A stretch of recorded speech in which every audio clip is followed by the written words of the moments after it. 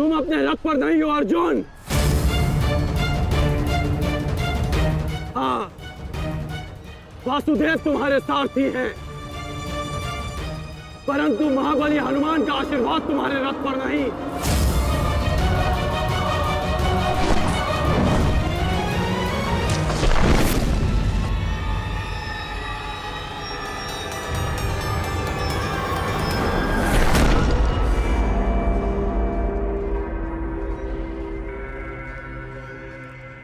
चलो।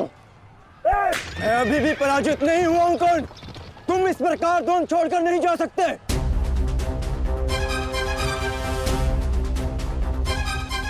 तुम युद्ध के नियम भूल रहे हो अर्जुन।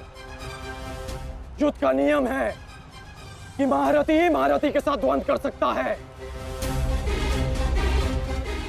और तुम रथ विहीन हो, इसलिए मैं तुम्हारे साथ द्वंद्व नहीं कर सकता। पहले अपने रथ का पहिया सुधारो, फिर आकर मुझे युद्ध का आह्वान देना, क्योंकि परशुराम शिष्य कर्ण नियम तोड़कर युद्ध नहीं करेगा।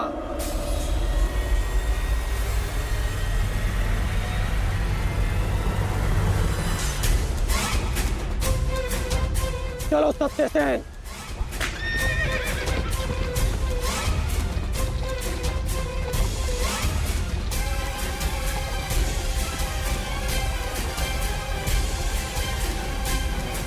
अब समझे पार्थ कि मैं कर्ण की प्रशंसा क्यों करता हूं।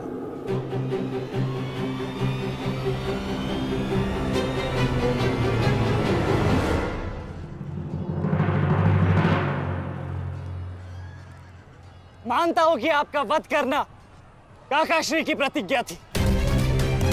उनकी प्रतिज्ञा को भंग करने का दंड मैं सह लूंगा, परंतु आज अपनी माता के अपमान का दंड मैं आपको अवश्य दूंगा।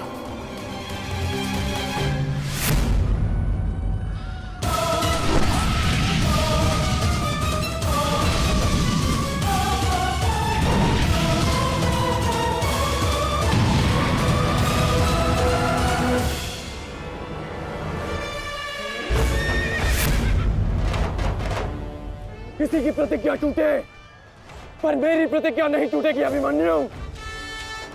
और मेरी प्रतिज्ञा है कि जब तक मैं जीवित रहूंगा, मेरे मित्र के प्राण नहीं जाएंगे।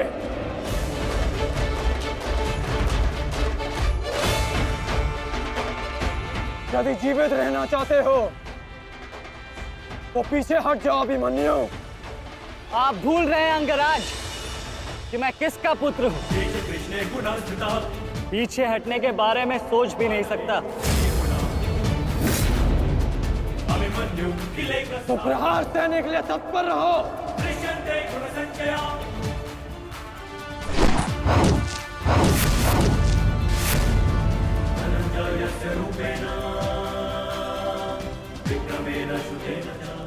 ये मेरे लिए पर्याप्त नहीं अंगराज।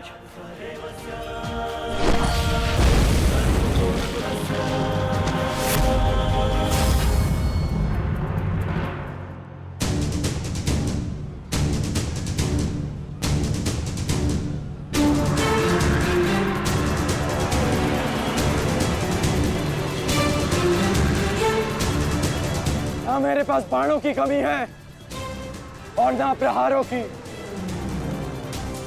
ये अंतिम अवसर है अभिमन्यु, लौट जाओ।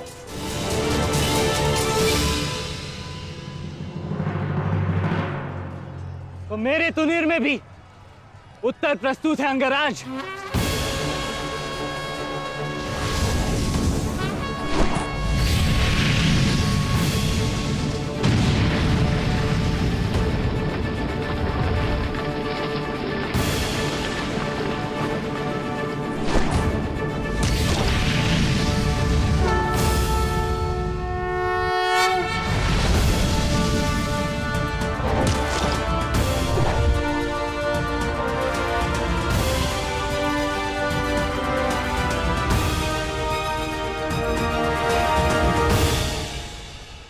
मैं तुम्हारा सामर्थ्य स्वीकारता हूं। तुम एक कुशल योद्धा हो अभिमन्यु, किंतु कुशल होने के साथ साथ बुद्धिमान होना भी आवश्यक है। लौट जाओ। यदि कल युद्ध करना चाहते हो तो आज जीवित रहना सीखना होगा। लौट जाओ अभिमन्यु।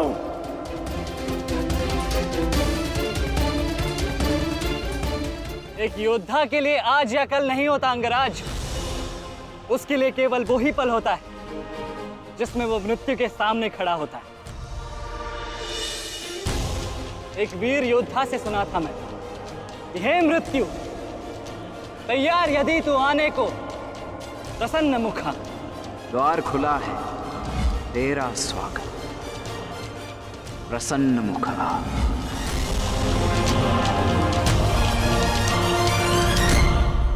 मुझे रोकने का अब केवल एक ही अस्त्र है आपके पास। यह आपको मेरा वध करना होगा।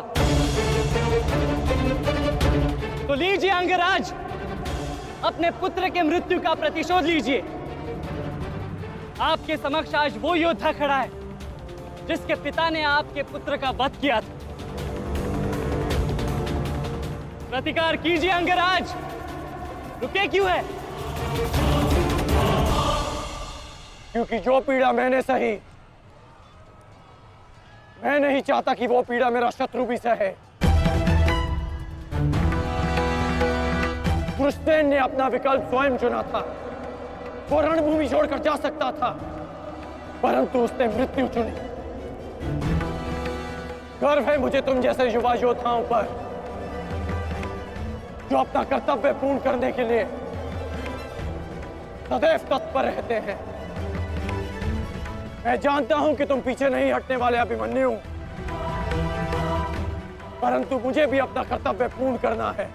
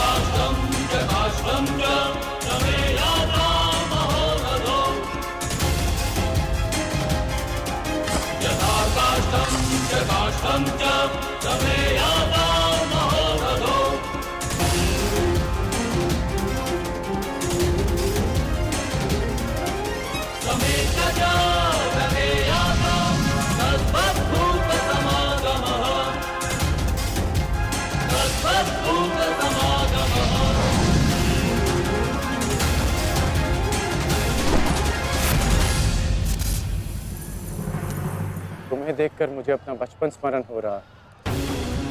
अभी तुम्हारा जीवन आरंभ हुआ है बस। इसे इस प्रकार व्यर्थ मत करो। मैं आशा करता हूं कि अगली बार जब हम दोनों मिले तो दो शत्रुओं के भांति नहीं, दो वीरों के भांति एक दूसरे के गले में। अभी तुम्हारा जीवन शेष है। जाओ बस।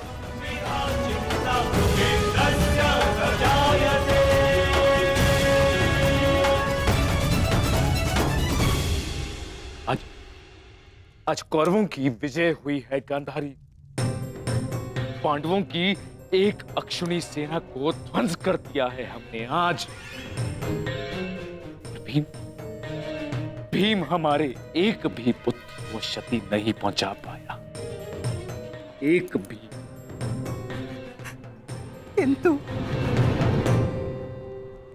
किंतु दुर्योधन का क्या महाराज?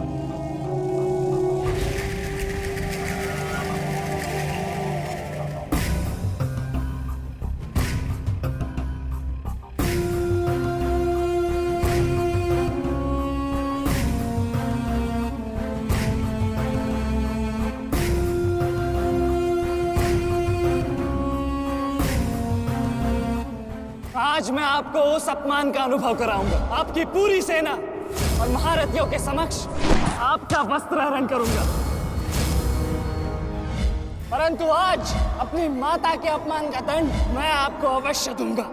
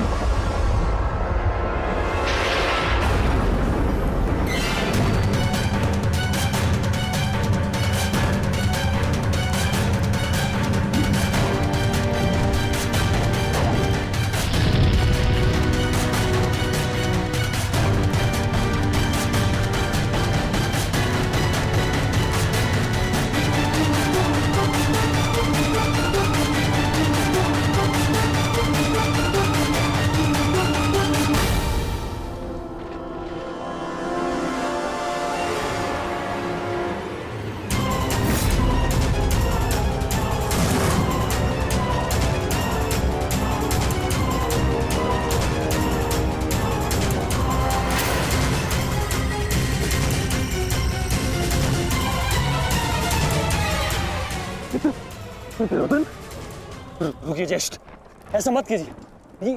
ये क्या कर रहे हैं आप? दुर्योधन, दुर्योधन, ये सब कुछ क्या है? आज के इस युद्ध में हमें विजय मिली है, फिर ये सब कुछ क्यों कर रहे हो तुम? ऐसी विजय जो अपमान की थाली में सजा कर मिले, ऐसी ही विजय से श्रेयस्कर है कि मृत्यु को पालूं। नहीं। मेरे जीवन में कभी मेरा इतना अपमान नहीं हुआ है। अब इस जीवन का और कोई मूल्य नहीं। मैंने ये युद्ध संपत्ति के लिए नहीं, अपने हट, अपने सम्मान के लिए बुलाई थी। अब जब सम्मान ही नहीं रहा तो इस विजय का मैं क्या करूंगा? मेरी सेना के सामने विश्व के महानतम योद्धाओं के रहते वो 16 वर्ष का बालक मेरे वस्त्र हरण कर गया और चेतावनी देकर गया है कि युद्ध में जब भी मिलेगा पुनः यही दोहराएगा। अब ये वस्त्र हरित दुर्योधन सम्राट बन भी गया। कैसे अपनी सेना से, अपनी प्रजा से आंख मिला पाऊंगा मैं? इस लज्जा के साथ मैं अब जीवित नहीं रह सकता। नहीं दुर्योधन, देखो अपने क्रोध पर काबू पाओ। देखो विजय हमारे निकट है दुर्योधन, मानो मेरी बात।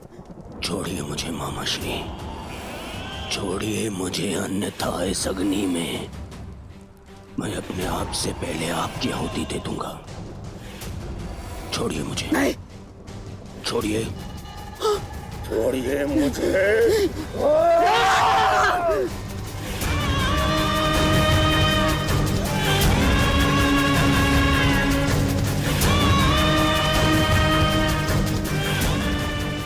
नहीं, नहीं दुर्योधन, देख क्या रहे हो मूर्खों? कोई रोको इस अनर्थ को।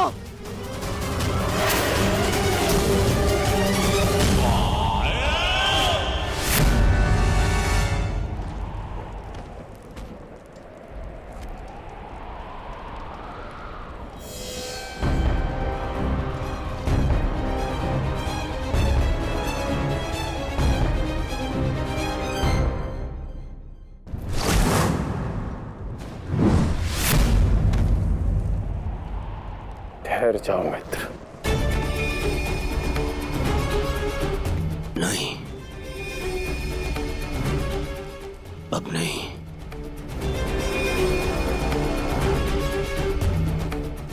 क्रोध में विवेक मत खो बैठा। जो अपना सम्मान खो चुका हो उसके पास खोने को और क्या शेष है? ले लेने देते उस अभिमन्यु को मेरे प्राण, वीर गति तो मिलती। सारी सेना के सामने मेरा वस्त्र हरण कर गया वो बालक जिन पांडवों का सर कटा हुआ देखना चाहता था, उन्हीं का बालक मेरा सर झुका गया। संसार के सारे योद्धा देखते रह गए और वो बालक मुझे अपने बाणों के चक्र में फंसा गया। मैं ये अपमान सहन नहीं कर सकता।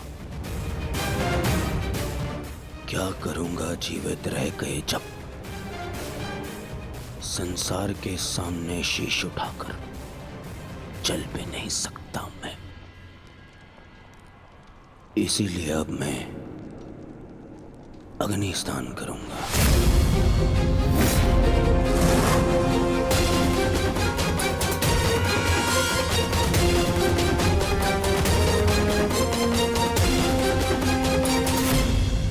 जो अग्नि यहाँ जल रही है उससे कहीं अधिक अग्नि तुम्हारे पिता के हृदय में जल रही है। क्या तुम अपने 5 भाइयों का बलिदान व्यर्थ जाने दोगे? क्या अपने पिता को दिया वचन भुला दोगे तुम? अपने चारों ओर देखो मित्र, क्या ये सब व्यर्थी अपने प्राणों के साथ खेल रहे हैं? जो वीर गति को प्राप्त हुए हैं, क्या उनका बलिदान व्यर्थ जाने दोगे तुम? तुम्हारे अनुज, तुम्हारे मामाश्री, तुम्हारे गुरुदेव, ये सब तुम्हारे सम्मान, तुम्हारे अधिकार के लिए लड़ रहे हैं और तुम अपने कर्तव्य से मुंह मोड़ना चाहते हो। पूछो अपने सैनिकों से कि आज जो युद्ध में हुआ कि क्या वो उससे लज्जित हैं या वो कल युद्ध में उसका प्रतिशोध लेंगे? बोलो सैनिकों।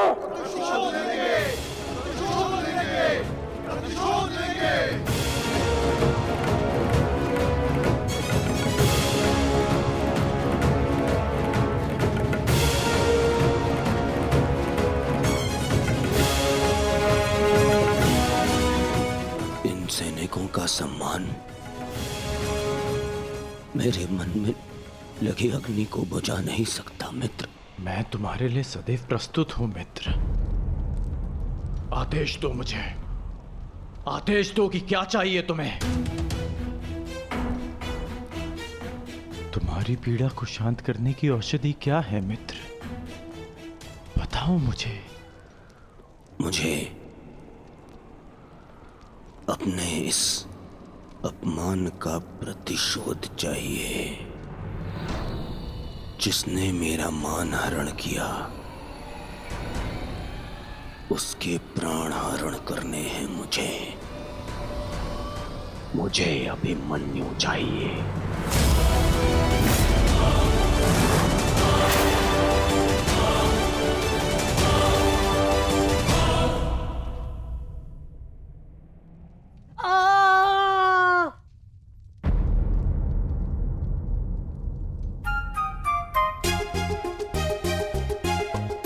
बहुत पीड़ा हो रही है ना इन्हें? पीड़ा? अभी तक मैंने इसके घाव को छुआ भी नहीं है। अभिमन्यु तुम्हें सताने के लिए उपक्रम कर रहा है उत्तरा। बहुत बुरे हैं आप। और तुम बहुत डरपोक। एक योद्धा की पत्नी के मन में इतना भय शोभा नहीं देता उत्तरा। ये घाव हमारे लिए आभूषण होते हैं।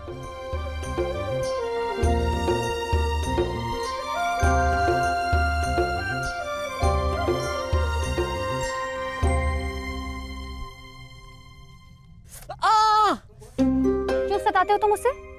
अब क्या करूं माता, वो तो आजकल हर बात पर क्रोधित हो जाती है। और अब आप भी मुझे डांट रही हो। तुम्हें अधिक चोट तो नहीं आई ना पुत्र? नहीं पिताश्री, बल्कि बहुत कुछ सीखने को मिला। सच में अंगराज कर्ण एक महान योद्धा है। उन्हें आपके अतिरिक्त और कोई टक्कर नहीं दे सकता। हाँ पुत्र, परंतु हम दोनों के लक्ष्य और सोच भिन्न हैं। मुझे तुम पर गर्व है।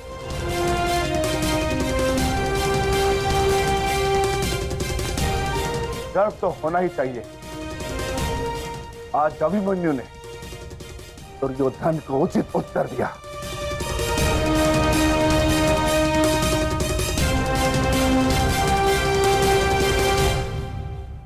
सत्य अभिमन्यु, आज तुमने जो युद्ध भूमि में किया वो अद्भुत था, और मुझे विश्वास है कि कल का दिन इतिहास में तुम्हारा नाम सदैव के लिए अमर कर देगा अभिमन्यु।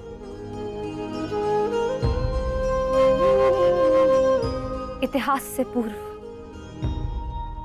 मेरे पुत्र ने अपनी छवि मेरे मन में अमर कर दी है। 14 वर्षों के पश्चात आज पहली बार मन को एक शीतलता पहुंची कि मेरे पुत्र ने मेरे साथ हुए अपमान और अत्याचार का भान उस दुर्योधन को करवाया। मेरी आत्मा को जैसे एक वस्त्र का संबल मिल गया। इसके लिए मैं सदैव के लिए अभिमन्यु की ऋणी रहूं। जीवन तो पल पल में है सखी, जिस पल को जी लो वही जीवन होता है। आज तुम प्रसन्न हो, जी लो सखी, आज का दिन जी लो। कल का दिन तो अभिमन्यु के जीवन का अंतिम दिन होना चाहिए, और स्मरण रहे सरल मृत्यु नहीं देनी है उसे। मृत्यु आने की पीड़ा का आभास कराना है, और जब तक वो भूमि पर रेंगता हुआ दया की भीख ना मांगे, मृत्यु नहीं आनी चाहिए उसे। वो मृत्यु मांगेगा और मैं हर पल उसे मृत्यु और जीवन के बीच में झुलाऊंगा मैं उसे। असंभव युवराज, जब तक युद्ध भूमि में पांडव उपस्थित हैं तब तक अभिमन्यु तक पहुंचना असंभव होगा। वैसे भी उन्हें ज्ञात होगा कि आज आपके साथ जो हुआ उसका प्रतिशोध आप अवश्य लेंगे। इसी कारण अभिमन्यु तक पहुंचना इतना सरल नहीं होगा।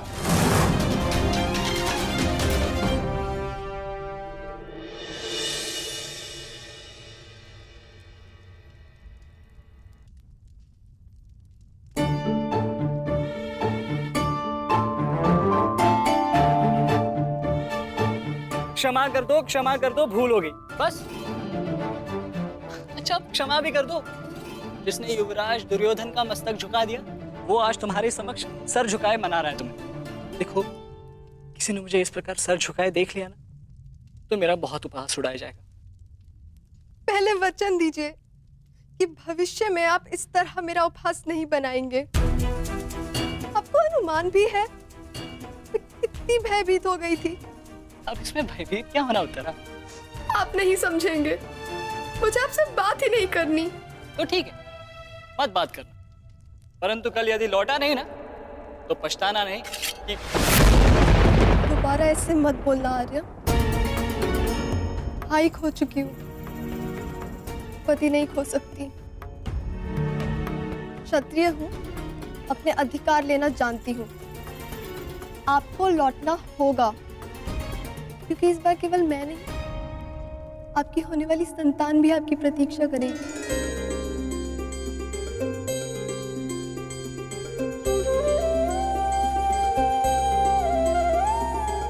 सत्य उत्तरा?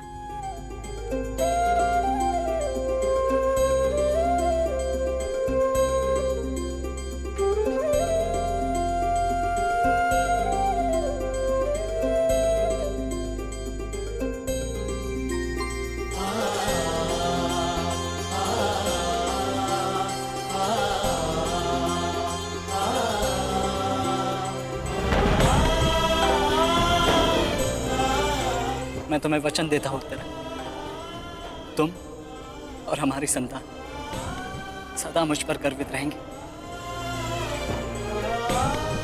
जानती हूँ आपकी संतान बहुत भाग्यशाली है, उसे अपने पिता की शौर्य गाथा सुनने को मिलेगी। गाथाएं विजय के साथ होती है उत्तरा, और विजय अभी शेष है। युद्ध शेष रहे या न रहे, उस अभिमन्यु के प्राण शेष नहीं रहने चाहिए आचार्य। आप सेनापति तीरगत के वीर नरेश शर्मा, मध्य नरेश शैल्य, अश्वत्थाम हांगराज, इतने वीरों के होते हुए भी क्या एक बालक को बंदी बनाया नहीं जा सकता?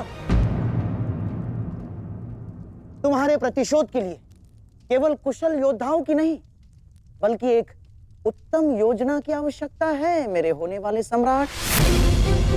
हमारी सफलता एक उत्तम योजना में छिपी है।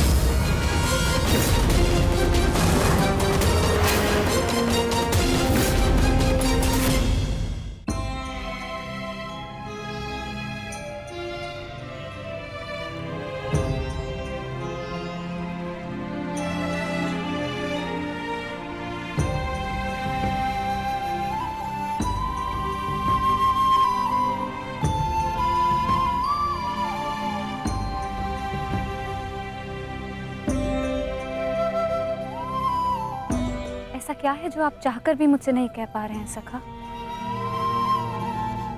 ये रात का अंधकार भी आपके मुख पर आए हुए भाव मुझसे नहीं छुपा सकता। रात्रि के बाद दिन आता है सखी, उसी प्रकार जीवन के पश्चात मृत्यु आती है। सुख के बाद दुख आता है, और यही सृष्टि का नियम है।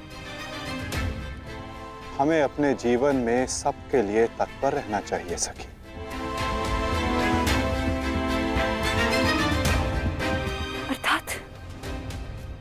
अर्थात जो मेरा भय है, क्या वो सच होने वाला है माधव? क्या कल पांडवों के साथ कुछ अनिष्ट होने वाला है?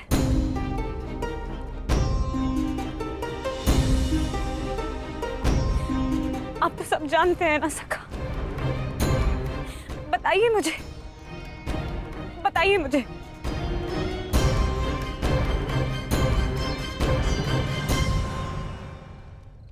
कभी कभी भविष्य का ज्ञान होना भी दुख का कारण बन सकता है सखी।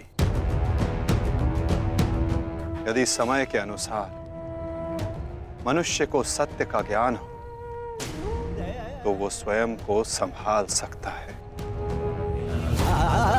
और आज तुम्हारी प्रसन्नता का दिन है सखी। आज तुम्हारे पुत्र ने तुम्हारे अपमान का प्रतिकार किया है। जाओ सखी, जाकर सो जाओ,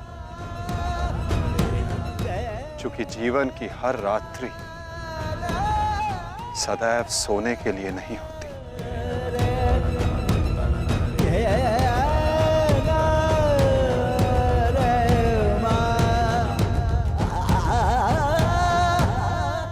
मैं तब तक सो नहीं पाऊंगा जब तक मेरा प्रतिशोध पूर्ण ना हो जाए आचार्य। प्रतिशोध की आग में कोई और भी जल रहा है। युवराज दुर्योधन,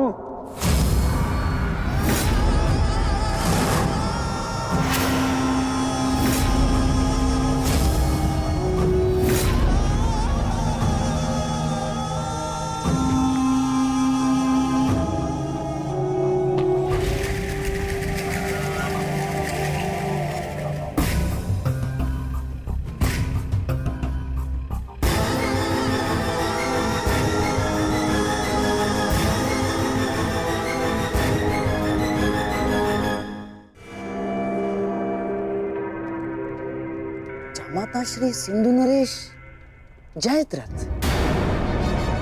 भूल को क्षमा किया जा सकता है, अपराध को नहीं। इस अपमान के पश्चात में जीत बचा तो ऐसा भयंकर प्रतिशोध होगा कि तुम पांचों की आत्मा कांप उठेगी। प्रतिशोध लूंगा। कल तुम्हारे साथ साथ मेरा प्रतिशोध भी पूर्ण होगा और मैं सम्मान सहित तुम्हारी बहन दुशला को अपना मुख दिखा सकूंगा।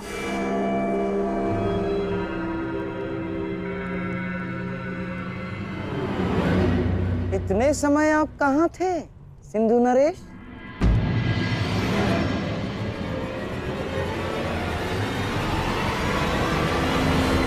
अपने अपमान के प्रतिशोध का प्रबंध कर रहा था।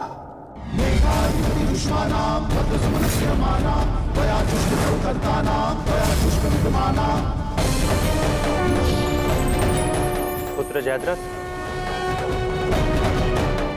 मैं तुम्हारी तपस्या से प्रसन्न हूं। मांगो, क्या वर मांगते हो? महादेव, मुझे अपने प्रतिशोध का अवसर चाहिए। शपथ ली है मैंने, जब तक पांडवों के अपमान का प्रतिशोध नहीं लूंगा तब तक मुकुट धारण नहीं करूंगा। और वो दिन कल आएगा वो दिन जब मैं पांडवों को ऐसी पीड़ा दूंगा कि वो जीवन भर नहीं भुला सकेंगे।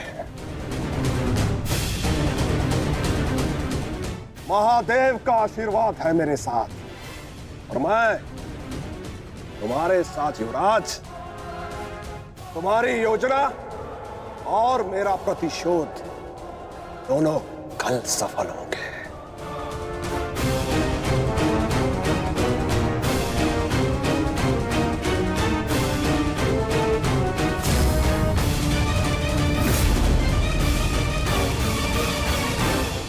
हर हर महादेव, हर हर महादेव।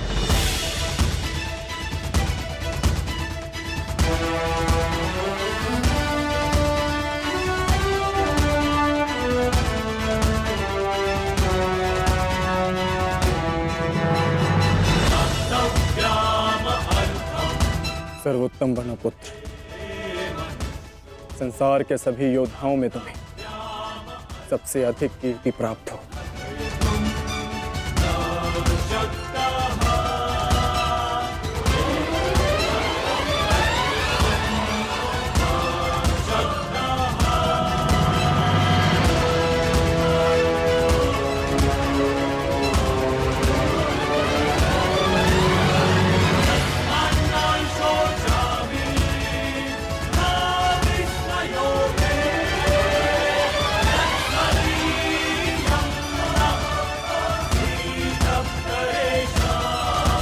आशीर्वाद दीजिए मामा श्री कि मैं विजय श्री प्राप्त कर लूं।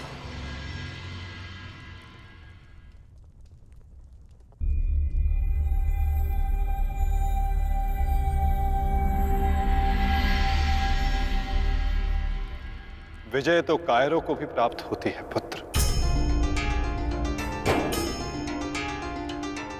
परंतु कीर्ति और यश केवल शूरवीरों का मुकुट बनती है। मेरा आशीर्वाद तुम्हारे साथ है पुत्र। तुम युद्ध क्षेत्र में वो कीर्ति प्राप्त करो जो तुम्हें अमर बना दे।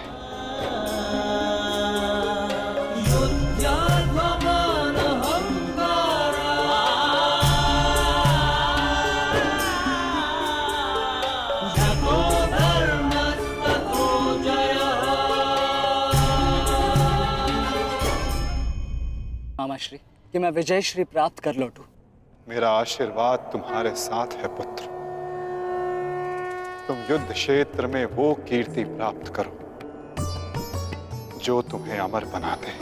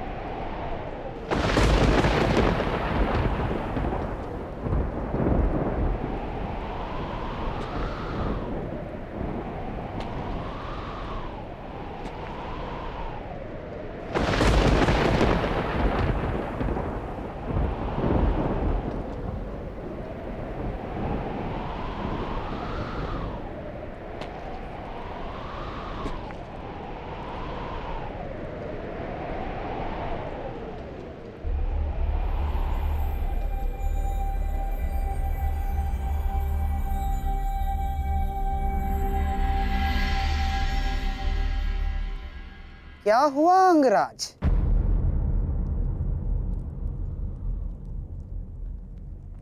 सूर्यदेव से आप ये प्रार्थना तो नहीं कर रहे हैं कि वो उदित ही ना हो? अर्जुन को दिया वचन आपको पूर्ण करना होगा अंगराज। सूर्यास्त का बहाना बनाकर कहीं आज भी शत्रु को जीवित छोड़ देने का मन तो नहीं बना लिया आपने?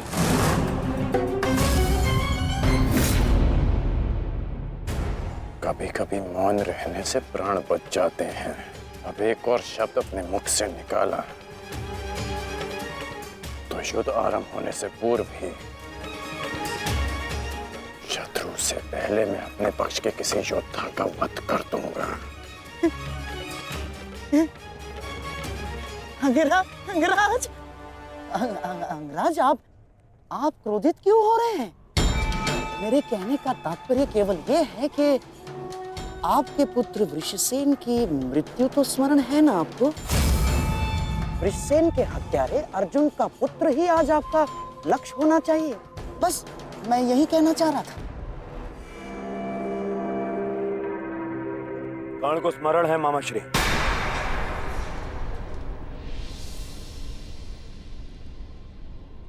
और मुझे भी।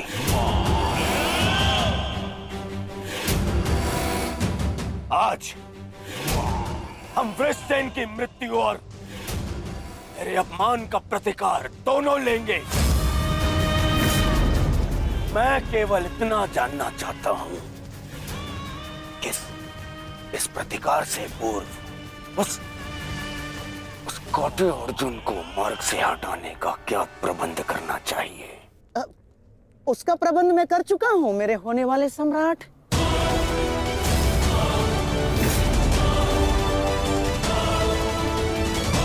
महाराज, त्रिगत नरेश सुशर्मा अवसर का लाभ उठाने के लिए एक विशाल सेना के साथ विराट पर आक्रमण करने जा रहे हैं। विराट नगर को सहायता की आवश्यकता है। शीघ्र कुछ कीजिए। मुझे शीघ्र ही विराट प्रस्थान करना होगा। किंतु महाराज, इतने कम समय में आपका विराट पहुंचना असंभव है। केवल वासुदेव में ही वो क्षमता है जो वायु गति से रथ चलाकर अर्जुन के साथ वहां पहुंचे। हमें आपकी सेना की आवश्यकता है और अर्जुन अकेला ही उन सब के लिए पर्याप्त है। किंतु अर्जुन की अधिक आवश्यकता यह रणभूमि में है। परंतु महाराज, आप वहां बहुत से परिवार, स्त्री और बालक संकट में। एक समय था जब विराट राज ने हमें अज्ञातवास में शरण दी थी। आज वो समय आ गया है कि हम उसका ऋण चुका सकें।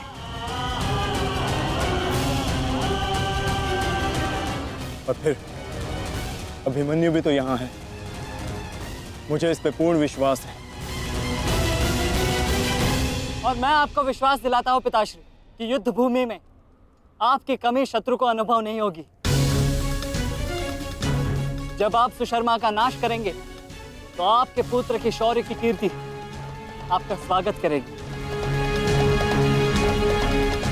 चलिए माता, विराट की ओर प्रस्थान करें। जैसी रथी की इच्छा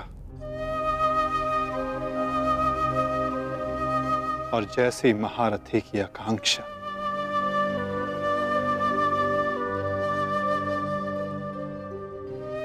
आओ पार्थ।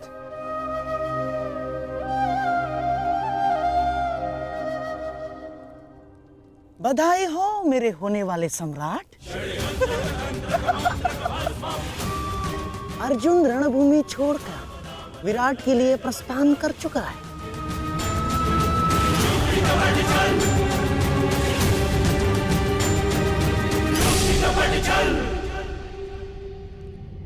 आचार्य द्रोण, समय आ चुका है।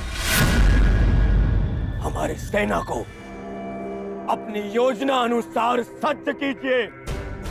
जिस प्रकार चक्की का पत्थर एक ही चक्कर में अन्न के दानों को पीस देता है, उसी प्रकार हमारी यह सेना शत्रु सेना को एक ही चक्कर में पीस देगी युवराज। और अपनी सेना के नाश को रोकने के लिए आएगा वो वो महावीर अभिमन्यु, और वहां हम उसके प्राण फाड़ लेंगे, जिसने मुझे अपने बाणों के चक्र में फंसाया था। आज वो फंसकर मरेगा हमारे चक्रव्यूह में। युद्ध का 13वां दिन।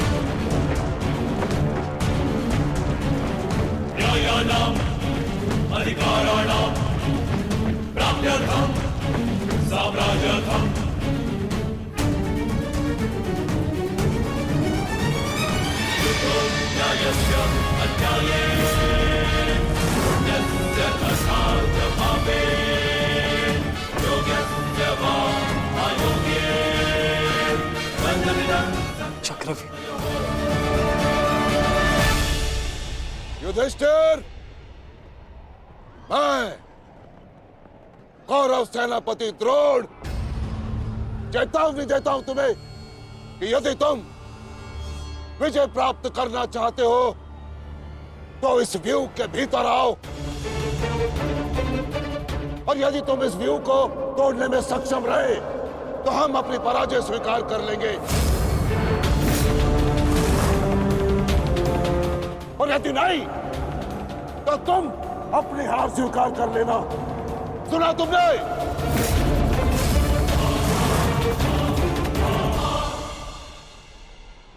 आचार्य द्रोण, हम अवश्य ही इस चक्रव्यूह को ध्वंस कर देंगे।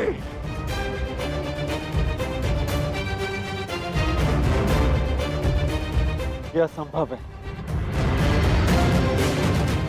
चक्रव्यूह युद्ध का सबसे कठिन और सबसे विनाशकारी व्यूह है।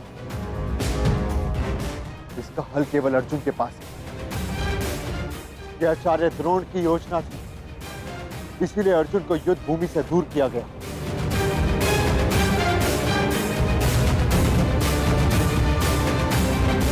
कोई तो मार्ग होगा। मार्ग है।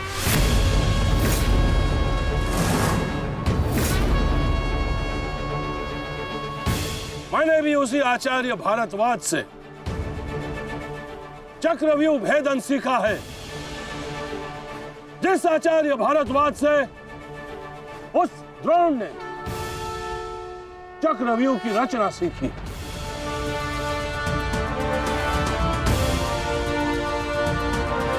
इस चक्रव्यूह का भेदन मैं करूंगा।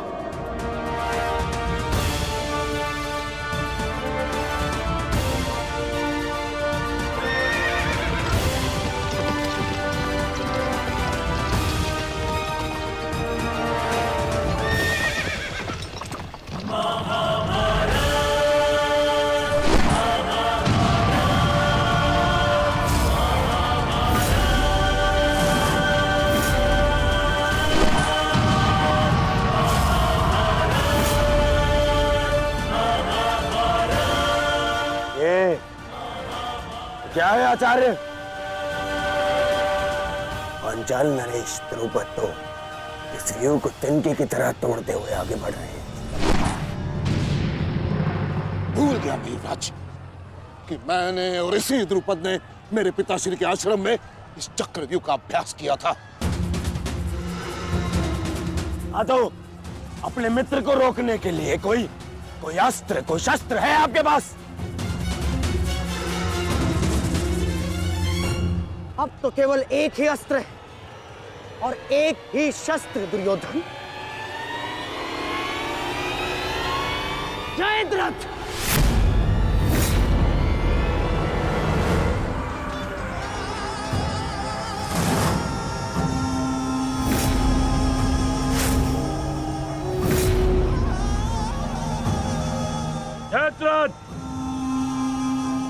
कदाचित द्रौपदी के पतियों द्वारा किया गया अपमान भूल गए हो तुम।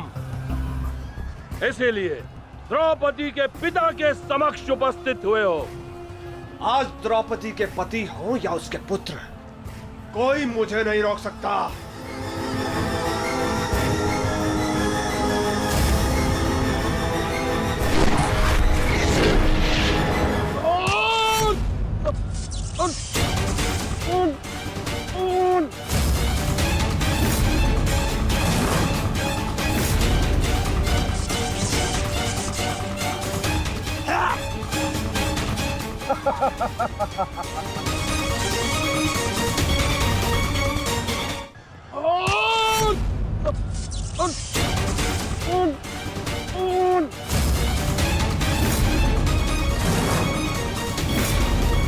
आगे बढ़ो पांडवों, अन्यथा अपनी सेना का विनाश देखो।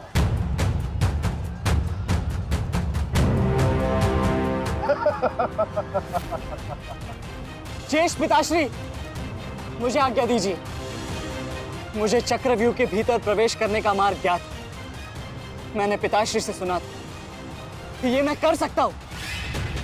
नहीं अभिमन्यु, मैं तुम्हें इसकी अनुमति नहीं दे सकता। धर्मराज ठीक कह रहे हैं।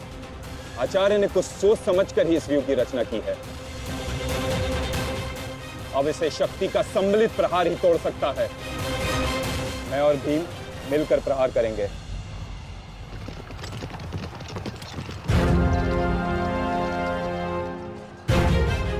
देखिए ने मामा श्री, धृष्टद्युम्न और भीम स्वयं आक्रमण कर रहे हैं।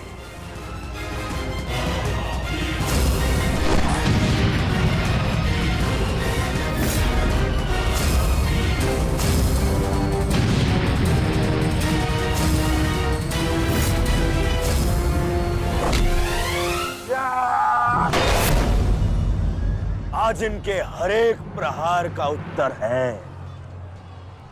जयद्रथ।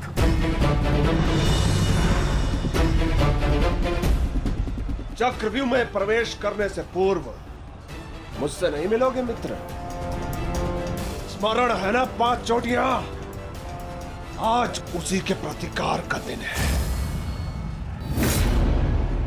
प्रभु, मैं चाहता हूं कि युद्ध भूमि में किसी एक दिन सभी पांडवों पर विजय पा सकूं। सब पांडवों पर विजयी होने का आशीष नहीं दे सकता जयद्रथ, क्योंकि अर्जुन को मैंने पशुपतास्त्र दिया। मेरा ही वरदान मेरी ही शक्ति को छीन नहीं कर सकता। इसलिए केवल अर्जुन को छोड़ जिस दिन तुम चाहोगे, शेष संसार के समस्त योद्धाओं के समक्ष तुम अपराजय रहो। आगे बढ़ो भीम, आज मेरी गदा का स्वाद भी चक्कर देखो।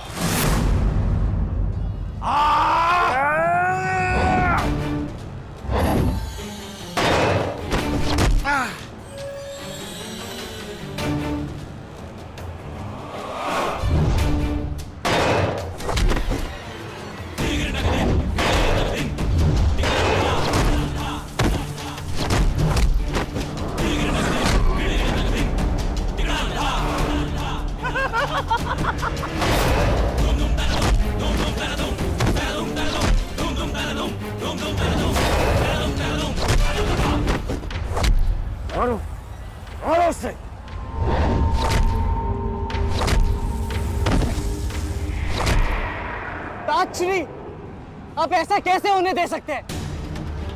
ताजश्री भीम और मामा धृष्टद्युम्न में शक्ति है, परंतु चक्रव्यूह को शक्ति से नहीं, युक्ति से तोड़ा जा सकता है। मुझे आज्ञा दीजिए। नहीं पुत्र, भविष्य के लिए वर्तमान को दांव पर लगाया जा सकता है, परंतु वर्तमान के लिए भविष्य को खोया नहीं जा सकता।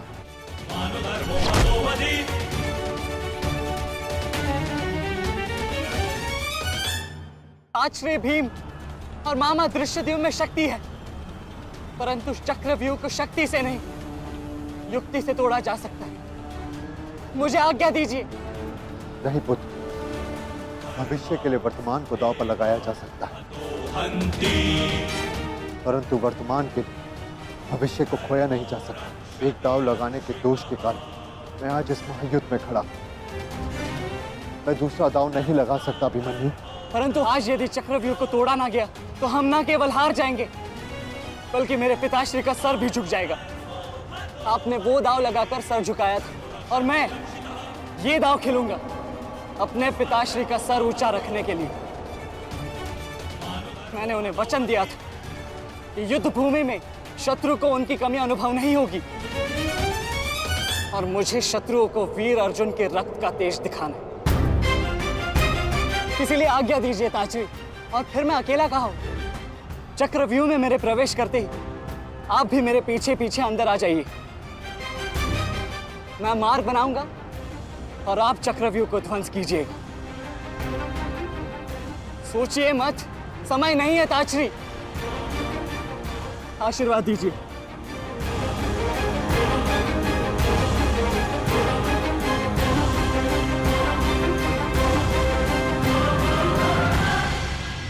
ठीक है पुत्र, किंतु सतर्क रहना। हम तुम्हारे पीछे ही रहेंगे। आगे बढ़ो।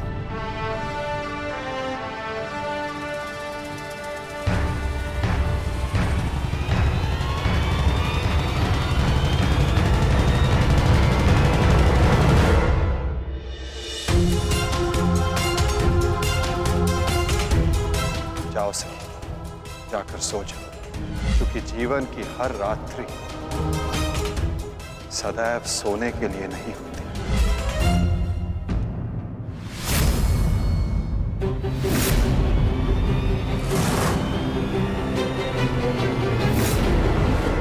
मेरी सुरक्षा के लिए माता यज्ञसेनी का आशीर्वाद है मेरे साथ, और जब तक ये मेरे साथ है मुझे कुछ नहीं हो सकता।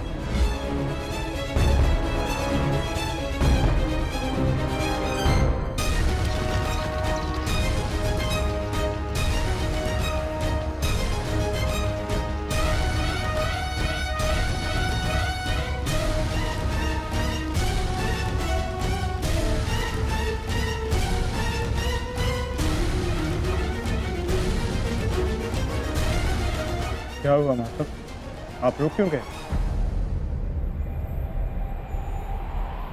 चूंकि समय नहीं रुकता पार्थ, परंतु मानव को 2 पल रुकने का अधिकार है।